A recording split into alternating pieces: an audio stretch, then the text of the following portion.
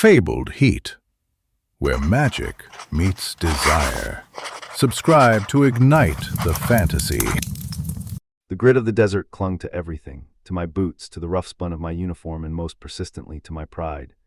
I, Lyra Vale, S-tier operative of the Obsidian Guard, reduced to a pâtissier, a baker, a confectioner for a monster. They called him Kalen the Scourge, a being of immense, untamed power who'd risen from the fractured sands of the Xylos Desert a decade ago, leaving a trail of shattered kingdoms and weeping cities in his wake. His magic was corrosive. It withered life, turned stone to dust, and left a lingering despair that clung to the air like a shroud. But here's the ludicrous part, the part that had my superiors practically choking on their own self-importance. Kalen didn't destroy things when he was happy. And apparently the only thing that consistently brought him a semblance of happiness was exquisitely crafted dessert. The intelligence came from a surprisingly reliable source, a former court mage who'd survived Kalen's initial assault on Eldoria, and only then by offering the Scourge a plate of honey cakes. It was a temporary stay of execution, but enough to glean the crucial detail.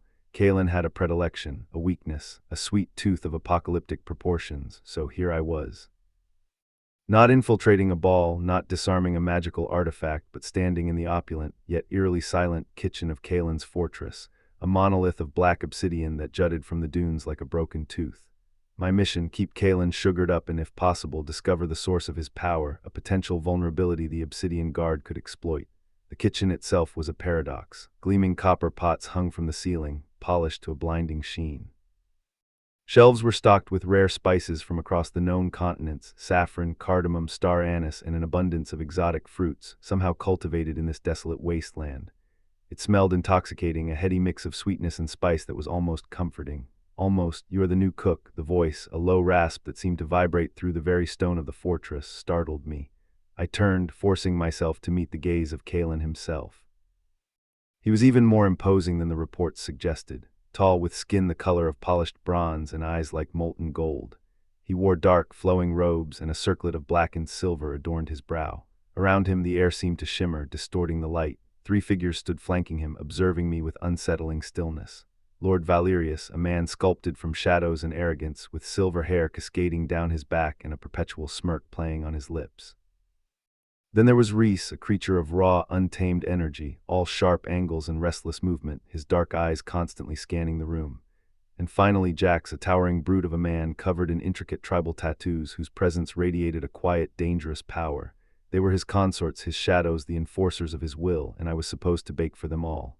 "Lyra," I corrected, my voice surprisingly steady. "Yes, I am the new cook." "I understand Lord Kalen has a particular fondness for sweets." He didn't smile, not exactly, but a flicker of something akin to amusement crossed his features. "Fondness is a weak word. It is a necessity, a balm, a temporary reprieve from the endless ache." His words sent a chill down my spine. The endless ache sounded less like a craving and more like a fundamental flaw in his very being.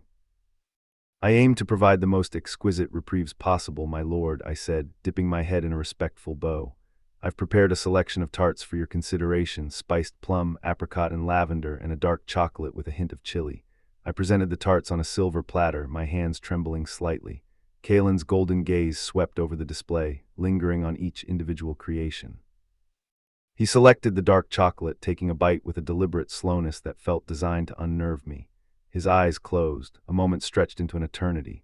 Then he opened them and the tension in the room visibly eased. "Acceptable," he murmured, taking another bite. "You have skill, Lyra, more than skill. There is artistry here." Valerius scoffed. "Artistry wasted on appeasing a beast's appetite." Kalen's gaze snapped to Valerius and the air crackled with power. "Silence, Valerius. Lyra's artistry is a gift, and I appreciate gifts." He turned back to me, his golden eyes holding mine captive. "Tomorrow I desire something new, something that reflects the heart of the desert. A taste of the sun, the sand, the secrets hidden within the dunes." That was my opening, my chance to prove myself, to gain his trust, and to subtly probe for information. The next few weeks blurred into a frantic cycle of creation and observation.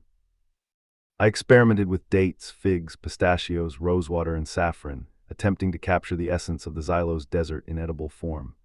I crafted honeyed nougats that tasted of sun-baked stone, pistachio macarons that mimicked the shifting sands, and a rosewater and saffron cream that was as ethereal as a desert mirage.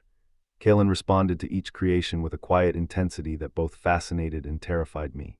He would sit for hours, slowly savoring each bite, lost in thought. During these moments, the destructive energy that clung to him seemed to recede, replaced by a fragile, almost childlike peace. His consorts, however, remained a constant source of unease. Valerius continued to view me with contempt, Reese with predatory curiosity, and Jax with a stoic, unreadable gaze. They were always present, watching, evaluating. Their proximity was unsettling, especially as I found myself increasingly drawn to their individual strengths, their quiet power. Valerius, despite his arrogance, was a brilliant strategist, often offering Kalen subtle yet insightful advice. Reese, volatile as he was, possessed a fierce loyalty and a wicked sense of humor. And Jax, the silent giant, was fiercely protective, his watchful eyes constantly scanning for threats. One evening, while preparing a delicate date and cardamom cheesecake, Kalen found me studying a map of the Xylos Desert, searching for clues to the source of his power. Curious about my origins, Lyra, he asked, his voice soft, almost gentle. I froze, my cheeks flushing with embarrassment.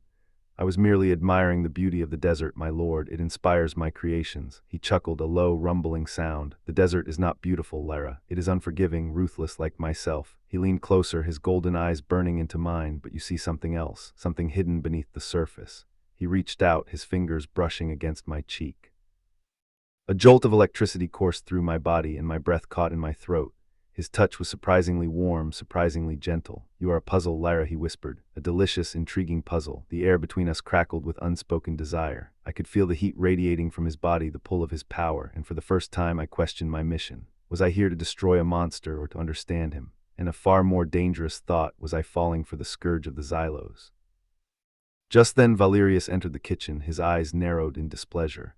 Kalen, the scouts report movement on the northern border. The remnants of the Eldorian army are gathering. Kalen's expression hardened, the fragile peace shattered. He stepped away from me, his golden eyes losing their warmth. Prepare a batch of your spiced plum tarts, Lyra, he said, his voice now cold and distant. I have a long night ahead of me. As I turned to obey, I caught Valerius's gaze. He was looking at me with a mixture of suspicion and warning. Be careful, little baker, he murmured, his voice barely audible. You are playing a dangerous game.